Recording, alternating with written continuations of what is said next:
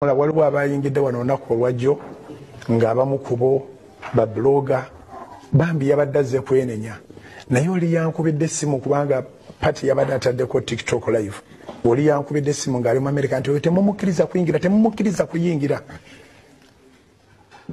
ne mujjako mangu kuba nadde saagala kunyonolera mutima naye bwe yayingidde twamaniza Susan mukazi mulungi aniriza abagenyi bwe yayingidde bwe twabadde tufuluma n'agamba I have a confession to make.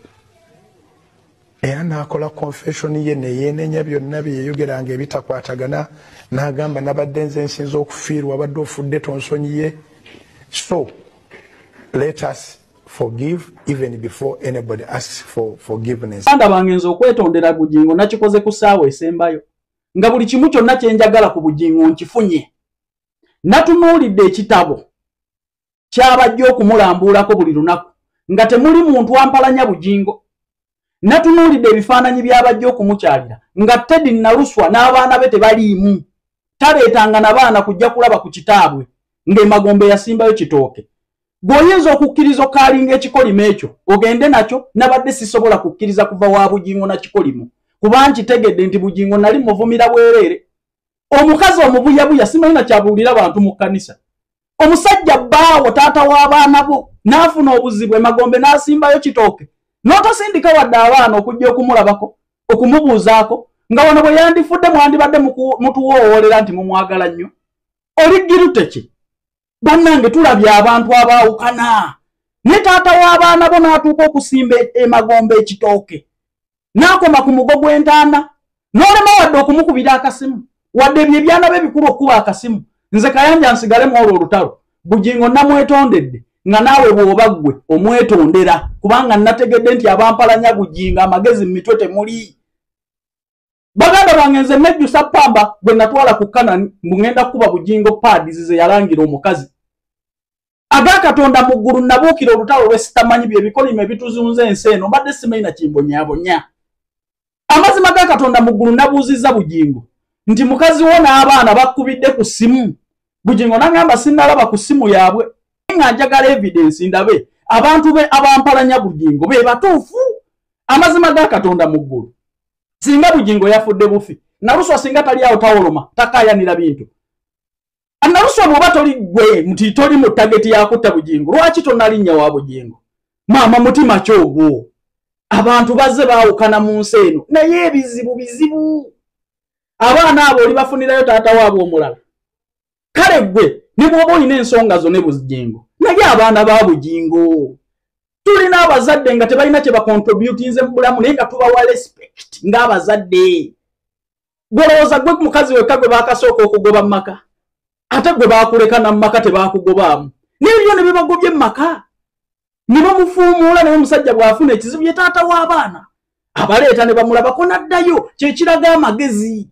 Watulwanya olutalo nga ggwe musiru simanyi na kyobuulira abantu mu kyaki simanyi.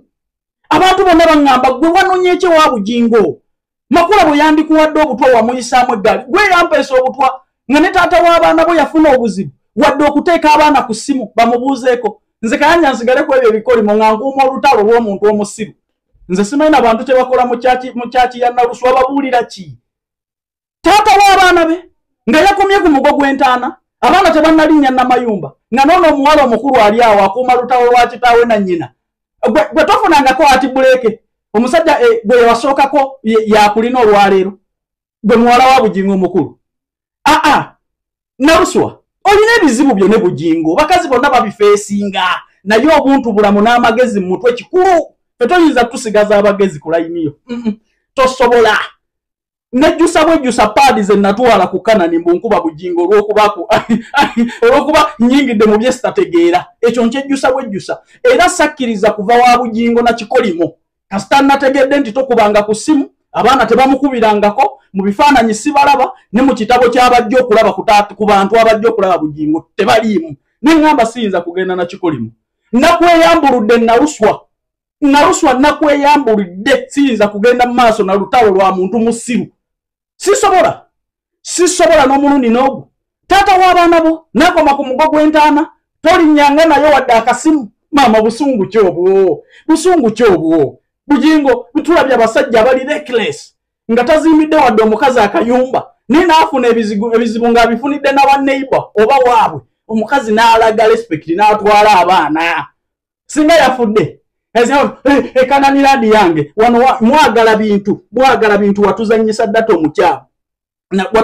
ddata omukyamu naye ebivumo bye navuma Bujjingo abantu bonna be baŋŋamba nti wabadde tolinnya mu maka ago bandikuwadde n'obutwa omusajja wamukola bubi emundu ngenda kugitunuza mu ggwe gyentalo zo mu baana ffenna tuli bazadde abaana tebaabimanya ebibyo oba walagajjalira omusajja oba wakola ki okwawukana kubeerawo mu nsi naye amagezi mutwe musajja yakomye ku mugo gwa ntaana ebyana byonna bifudde bibuyabuya ekyo ekiwala kya Bujjingo ekikulu tekifunangako ku x relationship yakye yasooka gye kirimu tekinafuna mu magezi mu mutwe nti relationship zisobola okugaana lwaki ayingira mu ntalo zo gwasoose okubeera ne mujjawo gwasoose bantu bali mu bajja 7 naye nga bakya respectinga bataata abaana oli bafunirayo taata omulala kati singa yafudde singa tewagenzeyo namayuba wewefuula akaba obuziga bw'ekirogo fe abagoberera tugoberera na Ruswa nakweyambudde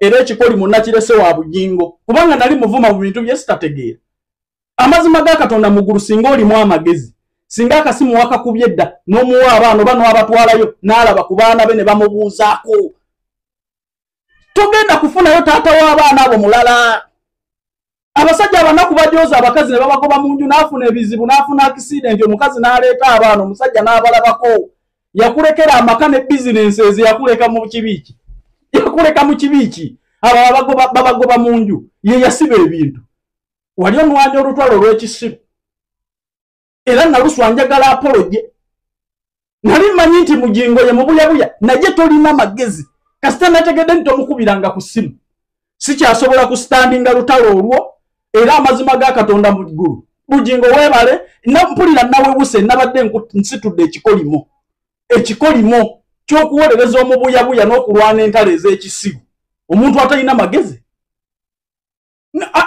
taata w'abaana bo yabadde afudde na Katonda mukubira ssimu abaana tebannagendayo kubuuza ku taata waabwe nga nange Kelvin Kayanja nawulidde ekisa ningenda mbuuze ku Bujjingo bulijjo gwenvuma abo tolusinza ku lustanding era nze kasa nabitegedde ebyo nendaba n'engeri Bujjingo gye yannyanirizzaamu ne mukyala we Susan Makula neneenenya era nabeetondedde kati ndi kitonde kijja nze mutabani wa Bujjingo